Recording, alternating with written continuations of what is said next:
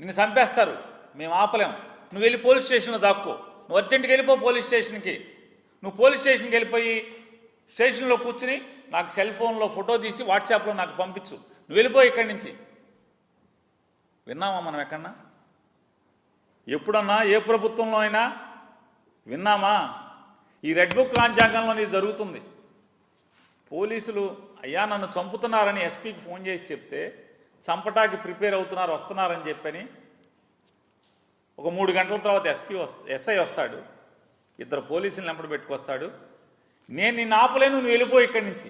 SI గారు, ఒక police sub inspector గారు, నిన్ను కాపాడలేను, నిన్ను చంపేస్తారు, నువ్వు వెళ్ళిపో పోలీస్ స్టేషన్కి. పోలీస్ స్టేషన్కి వెళ్ళిపోయి నాకు వాట్సాప్లో ఫోటో దిగి నాకు పంపించు. రెడ్ బుక్ రాజ్యాంగం పోలీసు ఎలా ఉందో చూసుకోండి ఒకసారి. పాపం ఈ నారపరెడ్డి గారు పోలీస్ స్టేషన్కి వెళ్ళిపోతే ఈలోపు మొత్తం స్వైర వ్యవహారం. శ్రీనివాసరెడ్డి అనేటువంటి ఒక రౌడీ షీటరు, శ్రీనివాసరెడ్డి అనేటువంటి ఒక గూండా మందిని వేసుకుని, రౌడీ షీటర్లను వేసుకుని, కిరాతకులను వేసుకుని ఊరేగింపుగా కత్తులతో రాడ్లతో ఊరంపట ఊరేగుతూ బయలుదేరి ఎవరైతే ఈ నారపరెడ్డి ఇంటికి వస్తూ దారిలో నారపరెడ్డి లేడు, పోలీస్ స్టేషన్కి ఎస్ఐ పంపించేశాడని చెప్పని కౌరు తెలుసుకుని మనం ఎవడొకడిని చంపాలని వచ్చాం కాబట్టి నారపరెడ్డి తప్పుకుంటే ఎవడొకడిని వేసేయాలని చెప్పని సుబ్బారాయుడు అనేటువంటి ఒక అమాయకుడు అనేటువంటి వైఎస్ఆర్ కాంగ్రెస్ పార్టీ నికార్సైన కార్యకర్తని హత్య చేయటం, అడ్డొచ్చిన అతని భార్యను కూడా పొడవటం, కత్తులతో పొడవటం. ఇది నిన్న నంద్యాలలో జరిగితే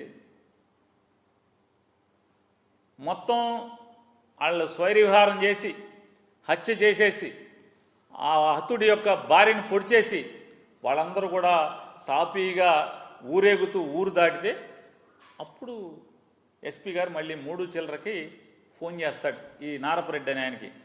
ఎలా ఫోన్ చేశావు కదా, బతికున్నావా అని. ఏం చేయాలి? ఈ 60 రోజులు రెడ్ బుక్ రాజ్యాంగం వచ్చి రాకముందు అయితే పోలీసులు ఏం చేసేవాళ్ళు? మొత్తం పరిగెత్తేవాళ్ళు, బెటాలియన్ పరిగెత్తేవాళ్ళు కదా.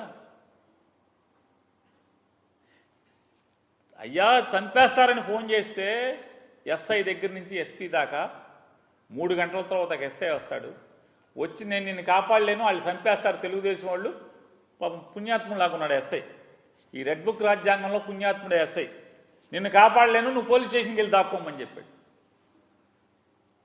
ఆ సుబ్బారాయుడిని ఎస్ఐ ముందే కానిస్టేబుల్ని కొట్టి ఎస్ఐని తన్ని వాళ్ళ ముందే సుబ్బారాయుడిని అనేటువంటి ఒక అమాయకుడిని చంపేస్తే దిక్కులేనటువంటి పరిస్థితి వాళ్ళ ఈ ఆంధ్రప్రదేశ్ రాష్ట్రంలో ఉంది. ఇవాళ ఒకసారి దానికి సాక్ష్యంగా ఒకసారి చూడండి, ఆ కాళ్ళేట నారపరెడ్డి ఆయన